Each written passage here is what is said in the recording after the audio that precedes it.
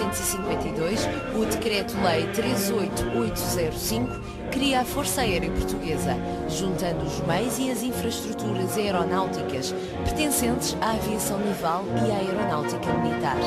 A Força Aérea torna-se deste modo na herdeira do valioso património histórico das duas instituições.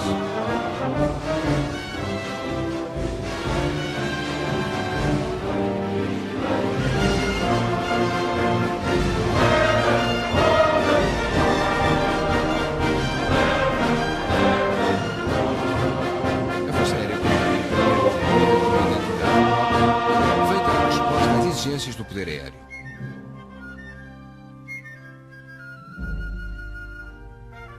Começando a operar com as aeronaves que herdou das instituições precedentes, cedo iniciou um processo de transformação para o qual contribuiu a ajuda internacional, que passou objetivamente pelo fornecimento de novas aeronaves, como foi o caso do Beechcraft C-45, do Lockheed PV-2 Harpoon e do primeiro helicóptero a equipar a Força Aérea, um Sikorsky UH-19 Chickasaw. Ainda nesse ano, as Oficinas Gerais de Material Aeronáutico iniciaram um período brilhante na construção de aeronaves que se viria a traduzir na produção de 66 DHC-1 Chipmunk e de 136 aviões Auster D-5 no período de 1960 a 1966. Em janeiro de 1953 chegam a Portugal os primeiros caças bombardeiros Republic F-84G Thunderjet, que viriam a equipar as esquadras 20 e 21 da OTA. Ainda nesse ano chegam os aviões Lockheed T-33 T-Bird para treino complementar de aviões de caça.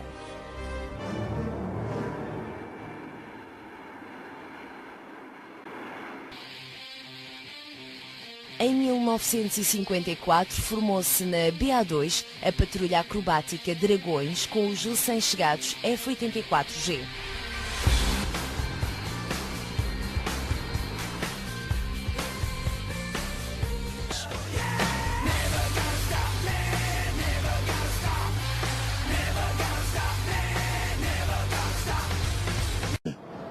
Nesse ano de 1960, os portugueses duvidavam que houvesse angolanos prontos a pegarem armas contra eles. E o governo apenas queria ver nos sinais uma ofensiva estrangeira contra a presença de Portugal em África. O colonialismo tinha sido condenado na Assembleia Geral da ONU em setembro, porém Portugal responde que não tem colónias, mas províncias ultramarinas.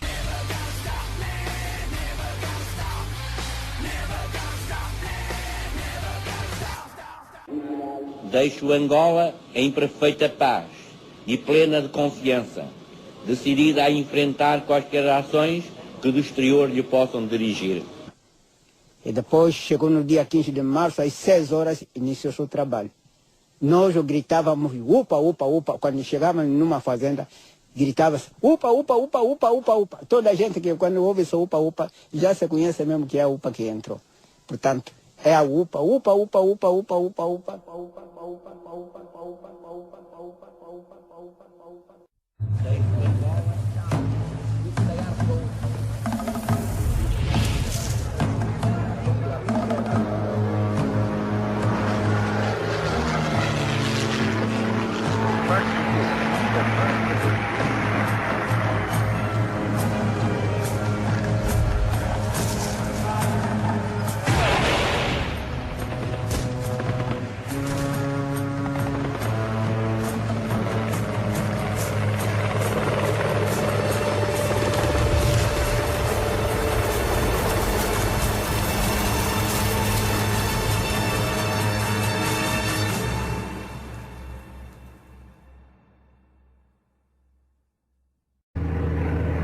Os campos estão demarcados após o 15 de março. As ações da UPA estendem-se por uma vasta área, onde não há praticamente meios militares nem policiais. Apenas a Força Aérea está em condições de atuar com rapidez, embora com os recursos limitados e inadequados de que dispõe. Estão no território apenas 6 aviões de transporte no Atlas, além de aeronaves de reconhecimento e 6 outros aparelhos, os PV-2 Harpoon, fornecidos pela NATO para a luta antissubmarina, mas que serão transformados em bombardeiros. A aviação tática é a principal carência do esquema aéreo, constituído pelas bases de Luanda, Henrique de Carvalho e Negage. Negage é a mais próxima da zona afetada, embora seja apenas uma pista de terra batida, onde só no mês anterior tinham aterrado os primeiros aviões da Força Aérea. 4 avionetas Auster desarmadas, 4 pilotos e 4 mecânicos eram então as forças à disposição do comandante da base, que no dia 15 de março foi sobrevoar a zona atacada. Muito bem, no Quiteche, olhava para baixo, havia lá um posto de gasolina e estava uma fila de carrinhas, todos a querer meter combustível. A Força Aérea atuava sobretudo a partir das bases do Negage e de Luanda, esta com bastante mais meios. Após os ataques da UPA, foi dela a primeira resposta militar. Metralhava e bombardeava ações rebeldes ou suspeitas. Avisava as populações das movimentações hostis e do estado das vias de circulação. Ao mesmo tempo que procuravam socorrer fazendas e povoações isoladas ou cercadas, os aviões ajudavam no fornecimento de alimentação e meios de resistência, como armas e munições. É o caso da população do Ambris, aqui a receber ajuda de tropas de Luanda, em imagens recolhidas pela reportagem da RTP poucos dias depois dos massacres iniciais. As operações de apoio às populações foram se intensificando à medida que aumentavam os meios de socorro disponíveis por parte das forças militares. Mesmo assim, nunca a capacidade podia responder à totalidade dos pedidos, que chegavam de todas as partes. Vinha-me embora para o Negage. Quando vinha para o Negage, cruzei-me, vi perfeitamente um PV2, que depois vinha saber que era esse Tenente Coronel Neto, que completou a ação, não é? Também fez os seus disparos, julgo que lançou uma bomba na palma, uma ou duas, não sei. Escapou algum branco no norte de Angola, graças à FAP, à aviação portuguesa, que lá já estava a atuar mal, mas foi acudindo, e à chegada de urgência, de emergência de umas dúzias de paraquedistas. Foi graças a essa gente que todo o norte de Angola não foi chacinado. Senão teria sido chacinado. Porque a tropa só chega muitíssimo depois.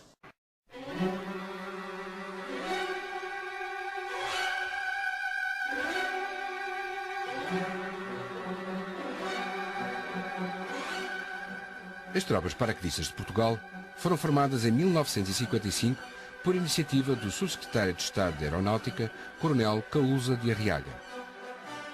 Perante a necessidade deste tipo de militares, a sua formação foi assumida no seio da Força Aérea Portuguesa. Nesse ano são instruídos 192 militares em paraquedismo na Escola de Alcantarilha, em Espanha. Em 1956 é criado o Batalhão de Caçadores Paraquedistas, onde é integrado o núcleo inicial destes militares. O batalhão é aquartelado em Tancos, que se torna o centro de paraquedismo militar português. Levávamos as AR-10, as Armelites, não é? Que iriam fazer uma grande volta no nosso armamento. A Armelite era, digamos, o Rolls Royce das espingardas, não é? Foi uma arma que nos ajudou bastante. A arma atribuída aos paraquedistas merecia a especial atenção dos novos ministros, cuja presença no aeroporto conferia à despedida do contingente um significado simbólico. Esta era a primeira expedição militar patrocinada pelo governo remodelado. Uma força constituída por elementos que tinham recebido instrução em Espanha, mas que partem para a guerra sem nenhuma informação sobre o que vão encontrar em Angola. Nada. Quando faculdade cheguei, pensava que ia encontrar um elefante, assim, no caminho, ou um lagarto, dos grandes. Nada. Tínhamos conhecimento absolutamente nenhum. Não nos fizeram uma palestra, não disseram nada. Só disseram, vocês têm aqui. Pronto. O militar cumpre. E avisaram com 24 horas de antecedência. Portanto, vocês amanhã embarcam. Tudo é surpresa para os paraquedistas que aterram em Luanda perante a ansiedade da população branca. A nova vida começa pela farda, copiada dos fuzileiros americanos, e a que tem que adaptar-se, por exemplo, substituindo os capacetes de aço do equipamento de campanha, que tornam o calor insuportável.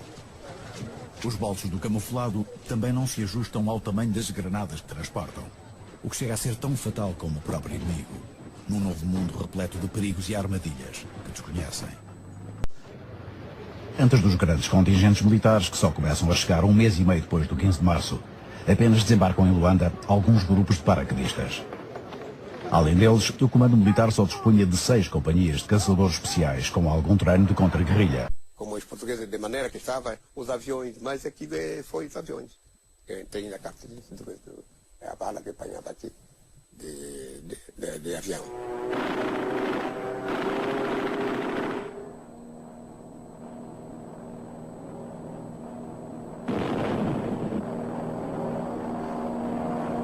Bombardeiros PV-2, que havia na altura, a lançarem bombas em que a própria aviação nos aconselhava a não nos levantarmos devido à deslocação de ar própria que eles faziam, que eram lançadas na mata. E se visse o barulho que vinha da mata, os gritos que vinham da mata, além na altura dos bombardeamentos também, pavoroso.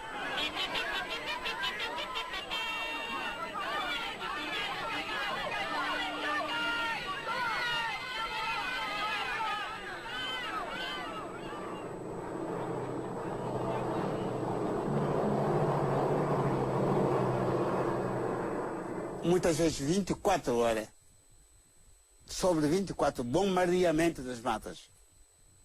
Demonstra que acabaste de perguntar. Essas bombas, certamente que não matavam só o homem, mulheres e as crianças. Houve um que nos contou que um avião da Força Aérea Portuguesa, portanto, tinha deixado cair uma roda. Realmente lá estava o buraco no centro da senzala e, segundo parece, portanto, havia mais buracos a seguir, mas aquele é que foi o principal e que teve que os telhaços mataram. Portanto, houve bombardeio da nossa aviação naquele local. Na repressão dos revoltosos e na defesa dos colonos, as forças de Kaúza de Arriaga continuavam a ser a arma principal. Alguma coisa fizeram já a aviação e as tropas paraquedistas, mas porque é preciso, mais farão. O seu emprego será aperfeiçoado e novos meios serão utilizados. As promessas de Kaúza de Arriaga agradam aos portugueses, mas é nas políticas de Adriano Moreira, trunfo da remodelação de Salazar, que os colonos depositam agora todas as esperanças. Quando chegamos lá dentro da mata, nos primeiros meses quando entramos, era calmo. Só aparecia avião bombardeiros, bombardando as matas. Mais tarde entrou a ação de tropa em grande escala. É notável como num período, talvez de 6 meses, em Angola, se montou o apoio administrativo logístico apto a receber os batalhões e as companhias que a seguir foram em Catadupa. Por exemplo, eu fui em 28 de maio, em 15 de julho estávamos a ter a primeira ação com o inimigo, com baixas, com mortos de um lado e do outro, e passado 3 ou 4 meses havia uma corrente de frio que já permitia levar alimentos. Havia uma organização dos meios de comunicações, havia um apoio aéreo, havia uns bulldozers que já haviam umas pistas, etc. E tal. Foi notável. Na Bangon, aquelas áreas recuperaram. Então, quando recuperaram esse lugar, pronto, surgiu os helicópteros e a avioneta da pesquisação, nós já não tínhamos carne. Chega à madrugada, cozinha a comida, apaga o fogo. Quando surge o avião, notando ali, está a sair fogueira, pronto. Conte que aquele mata é bombardeado.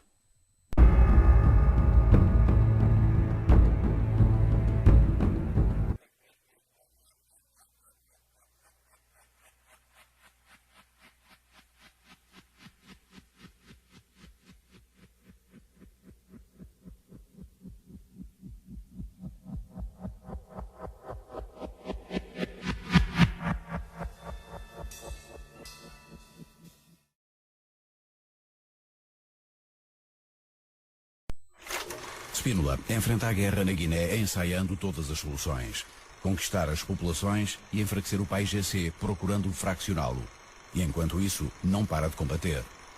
A valorização do uso do helicóptero e da aviação em geral através de bombardeamentos respondeu o PAIGC intensificando os ataques a quartéis usando mísseis Grad. A africanização leva Spínola a criar tropa de elite africana, em que via o futuro exército de uma Guiné entregue aos seus naturais.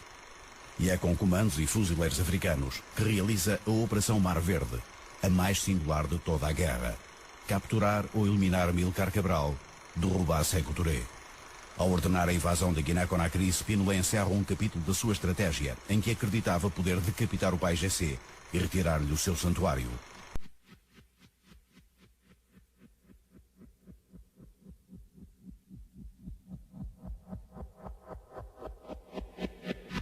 Medina do Boé.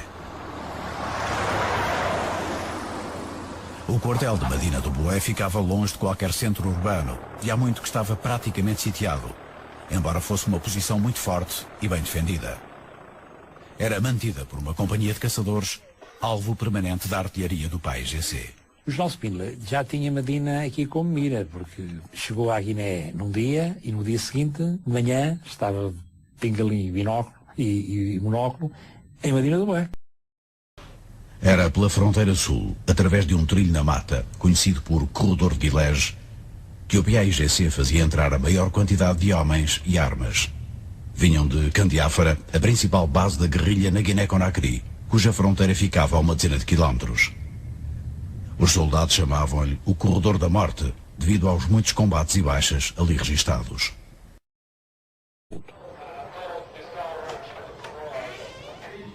Em Bissau, na base de Bissalanca, a Força Aérea respondia a pedidos de intervenção de todas as partes da Guiné. Conforme as missões, estes aviões T-6 eram municiados com diversos tipos de bombas, incluindo o napalm de 80 litros. Este aparelho vai armado com 2 bombas de 50 kg e 6 de 15 kg, que eram granadas de morteiro modificadas.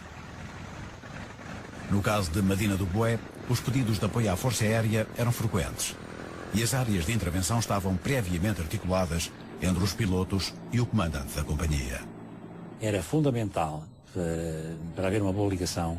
Nós, o mais cedo possível, e logo que eles vinham perto, começavam a chamar-nos, nós dizermos onde é que estava a ser o ataque. E daí que eu fiz uma planta que dei à Força Aérea, que fiz um mapa com vários sítios normais onde a gente era atacado. Os aviões, quando vinham, eu dizia-lhes o código do sítio onde eles estavam, e os aviões iam diretos e bombardeavam logo aquele sítio. A Força Aérea era o principal aliado da Companhia de Medina do Boé, e não apenas em operações de fogo. Isolada durante os 6 meses da estação das chuvas, a unidade não podia ser reabastecida por terra. A guerrilha não só flagelava o quartel como atacava, com minas e emboscadas. Em 1966, a ideia era tomar Medina, onde a União Soviética quis construir uma base aérea que garantisse uma autonomia ao PAIGC face a Conakry. A tropa passa a tomar a iniciativa e torna-se mais móvel com a construção de novas estradas. Spínola define zonas de intervenção do comando-chefe, onde ordena operações rápidas e violentas contra o PAIGC e as suas linhas de infiltração do Senegal e da Guiné-Conakry. São intervenções de comandos e paraquedistas apoiados por artilharia e aviação, destacando-se o uso do helicóptero. Estávamos numa situação de equilíbrio e que havia necessidade de romper o equilíbrio. Bom, o general Spínola e o seu Estado-Maior procurou romper o equilíbrio através da utilização da aviação, portanto bombardeamento e assalto com os helicópteros. Eu assisti a assaltos terríveis. Eu assisti a assaltos que barrava já a entrada de armas. Portanto, eram assaltos que fechava a nossa entrada da fronteira de Guiné-Conakry, onde nós abastecíamos, né? Não foi nada fácil, foi o período de grande bombardeamento, grande assalto na frente sul. Olha lá, grande bombardeamento, grande assalto. Descer no Matabanca, apanhar a população e levar. E tivemos que fazer, aquilo mesmo foi muito duro, porque tivemos que sair até Conakry, avisar, e Cabral fez um seminário aos comissários para saberem o que é um helicóptero, qual é a parte mais fraca do helicóptero, mas na altura ninguém queria saber, porque no terreno sabíamos o que era o helicóptero. Para o PAIGC, o helicóptero representava de tal forma uma ameaça que Amílcar Cabral escreveu pelo seu próprio punho um documento de instrução explicando as características do aparelho e aquilo que o distingue do avião. Apontava os seus pontos fortes e fracos e a melhor forma de o alvejar. Cabral chegava a preconizar a criação de grupos de caçadores de helicópteros para combater o que descrevia como a nova arma dos portugueses. O helicóptero era uma máquina imprescindível. Naquele tipo de guerra era porque dava-nos a possibilidade de pôr tropa em qualquer sítio rapidamente. Porque o problema principal era que evitar ser apanhado com a mão. Porque apanhado com a mão pode matar lá no terreno ou torturar e fazer outras coisas. Portanto, isso é que nós tínhamos um certo receio do helicóptero. Sem o concurso deste moderno e eficiente meio de ação e transporte, muito mais volumosas seriam as já enormes dificuldades e sacrifícios dos nossos soldados. E quantas vezes ficariam impunes importantes núcleos de terroristas pela inacessibilidade dos locais onde se acoitam ou a impossibilidade de os atingir nas desejáveis condições físicas e no espaço de tempo necessário a que se obtenha o efeito de surpresa. O helicóptero é uma arma que aparecia junto à caupa, podia surpreender grupos guerrilheiros e operava com um meio bélico, mas em equilíbrio com o objetivo a ser atingido. Podia metralhar. Há um dia, um helicóptero com um canhão, vem do norte, vem para Bissau, e ao passar junto a um rio, ele encontra um grupo de indivíduos que vão com um carregamento de armas. Estavam num descampado e ficam assustados. O helicóptero dá ali a volta e dá 2 tiros ali só para dizer que tem a arma, não é? Mas não aleja ninguém, mas fica a circular. E eles e o armamento e os caixotes, fica tudo ali. E eles ficam... E então esse helicóptero pede a Bissau, venham cá, temos que recuperar o que está aqui. Foi uma sorte, não é? Mas foi um golpe que só com helicópteros é que se podia fazer aquilo. Helicanhões, helicópteros armados com canhões de 20 mm, passaram a proteger os outros helicópteros em certas operações, à medida que os guerrilheiros aperfeiçoavam os seus ataques. Usados para transporte e abastecimento de tropas, reconhecimento e evacuações, 19 helicópteros Alouette 3, dos quais restavam 15 em 1974, constituíam a frota na Guiné, o território onde a guerra exigiu à aviação uma participação mais intensa. Às vezes apanhávamos carregamentos, eles metiam os carregamentos pelos corredores que nós conhecíamos, íamos verificando o que é que se passava ali naquelas zonas, nas zonas não controladas, digamos, as zonas onde a população era mais afeta ao PAIGC, e fazíamos uma ou outra operação, normalmente com os paraquedistas, que volta e meia iam tentar apanhar um depósito de armas. Normalmente isto era de manhã, à tarde íamos dar apoio ao exército, buscar os feridos que houvesse para trazer, íamos buscar os doentes, íamos levar o que fosse necessário, víveres. Atuando a partir de Bissau na base aérea 12 em Bissalanca, a Força Aérea dispunha de quase meia centena de pilotos, entre cerca de 1.600 efetivos. Além dos helicópteros, a base contava ainda com 14 DO-27, 2 Dakota e 2 Noratlas. As operações de ataque e bombardeamento eram asseguradas por aviões T-6, 11 aparelhos reduzidos a 6 no fim da guerra, e por uma dezena de Fiat G91. Para localizar e bombardear posições da guerrilha ou áreas que a apoiavam, os DO-27 atuavam em voos noturnos.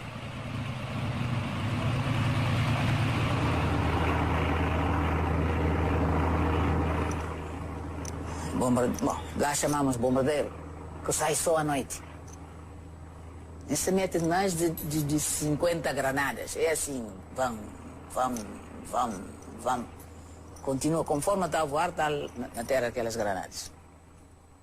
Nem as tarancas dormem, nem nós nas matas dormimos. Temos que ficar todos metidos no abrigo.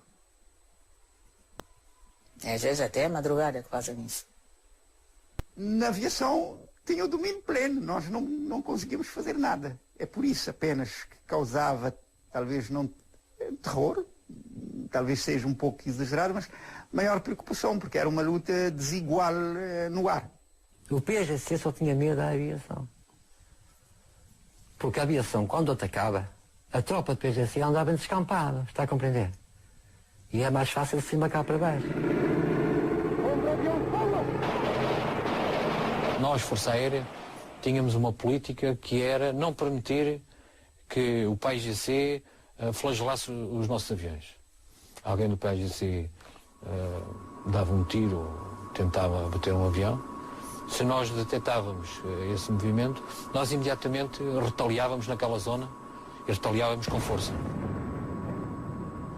Nós passámos por uma zona, que é onde a tropa portuguesa botou a bomba Nopal, a bomba Nopal. Nós passámos lá de dia, com receio a passar, com muito receio a passar por ali. Foram 30 batedores de cada lado, fazer o reconhecimento do terreno, aquilo estava tudo queimado.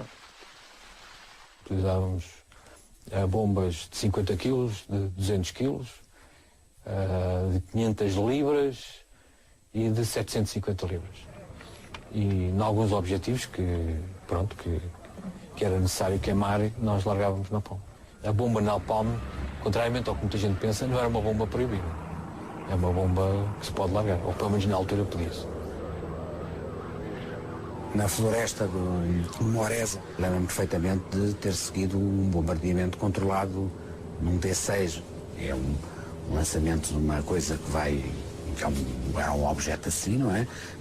Que é lançado e nem tem uma direção, cai e provoca uma língua de fogo muito grande.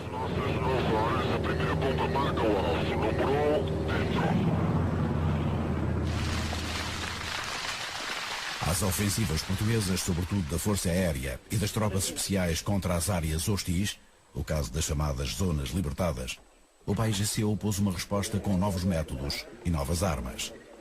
Melhorou a infantaria, passando a dispor das metralhadoras soviéticas AKM. Sobretudo, reforçou as ações da artilharia. Ao fim da tarde, os guerrilheiros avançam para a última etapa da marcha, em direção ao objetivo. Nas operações de ataque a quartéis, a grande diferença residia agora numa importante novidade em termos de armamento. O PAIGC passará a dispor de um míssil que tinha sido criado na União Soviética para ser usado no Vietnã. Já tínhamos ultrapassado os morteiros, os canhões estavam em mísseis. É um morteiro reativo de 122 milímetros, é Katyusha. Em vez de ter 48 bocas, tem uma boca só. Meteu-se num tripé, isso é que é grave.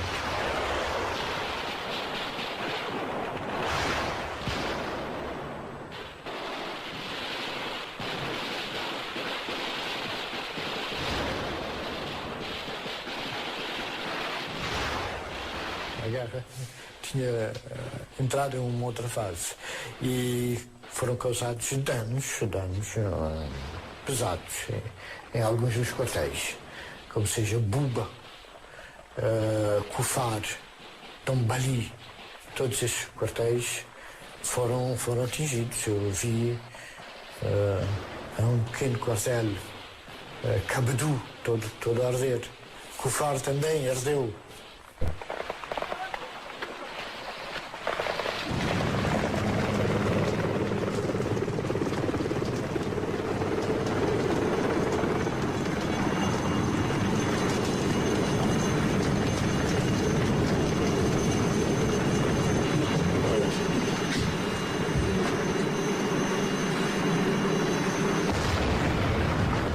Com a campanha de 69 no sul da Guiné, Colonial considerou que podia, houve indícios nesse sentido, que podia desguarnecer o leste